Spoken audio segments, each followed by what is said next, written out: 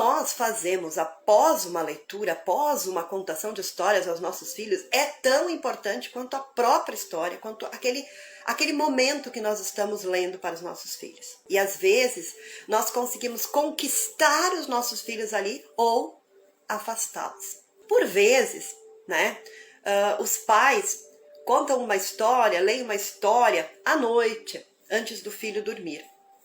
E aí o filho está cansado, né? Os pais também estão cansados, tem ainda coisas para se fazer após esse momento.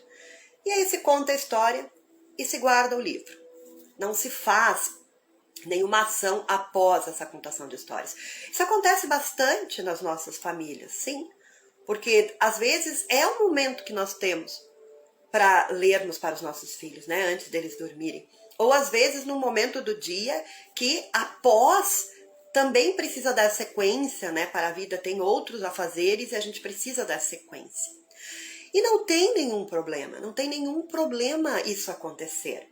Você ler, você contar uma história para o seu filho, depois guardar o livro e ele vai dormir e vocês vão seguindo a vida de vocês. Não tem nenhum problema com isso. Sabem por quê? Porque por vezes é importante não fazer nada após uma leitura, após uma contação de histórias, para que a própria história faça o que tem de fazer internamente em cada um. Às vezes é necessário deixar que a história entre e faça o que tem de fazer lá dentro. Às vezes essa história vai começar a mexer com essa criança no dia seguinte, dias depois. E aí, essa história pode vir à tona novamente. Então, por vezes, é interessante sim, não fazer nada após a leitura, após uma contação de histórias. Deixar que ela germine, que essa história germine dentro de cada um. É aquele momento de deleite, de apenas curtir, de estar junto, de aproveitar. Porém, isso não pode ser sempre. Nós não podemos sempre ler a história, contar a história, fechar o livro e deu, terminou. Nós também temos que agir após uma leitura, após uma contação de histórias. Assim como é importante, de vez em quando, deixar a história agir dentro de cada um, não fazer nada depois de uma leitura, simplesmente deixar que essa história haja dentro de cada um, também é importante prestar atenção e ter cuidado com o que nós vamos fazer após, se nós decidirmos fazer algo. Por exemplo, tem pais com o intuito de ajudar os seus filhos, ensinar os seus filhos para que eles melhorem na escola, acabam dando uma de professores às vezes, né? Depois de uma contação de histórias, depois de uma leitura, pedem para que seus filhos façam resumos, ora escrito, ora orais.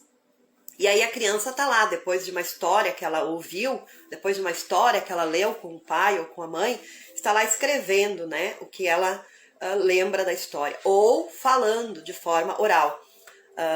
A mãe às vezes está lá fazendo alguma coisa, né, arrumando alguma coisa, passando roupa, fazendo alguma coisa, trabalhando né, em alguma coisa, e pede para que a criança então conte o que ela lembra da história. E ela vai contando, né?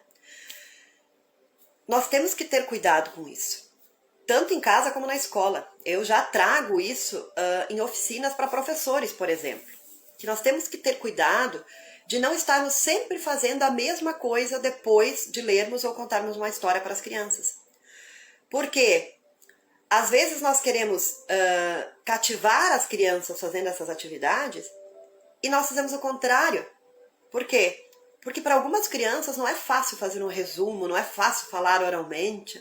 Tem vezes que se faz desenhos após uma leitura, uma contação de histórias, e algumas crianças não gostam, não se dão bem.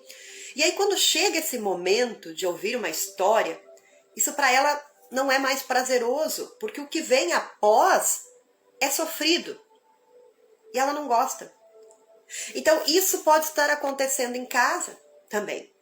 Às vezes você pode estar fazendo isso lá na sua casa, pedindo para que seu filho conte a história oralmente, o que aconteceu, ou escreva essa história, e você nota que seu filho não quer mais ouvir história, que seu filho não curte estar ali. E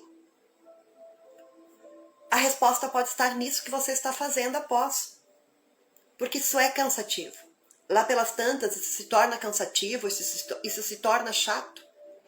Se lá na escola, onde tem uma professora que está ensinando isso, e tem vários alunos, eles compartilham, isso se torna chato quando é feito seguidamente, sem mudanças, imagine em casa, sozinha, só você e seu filho.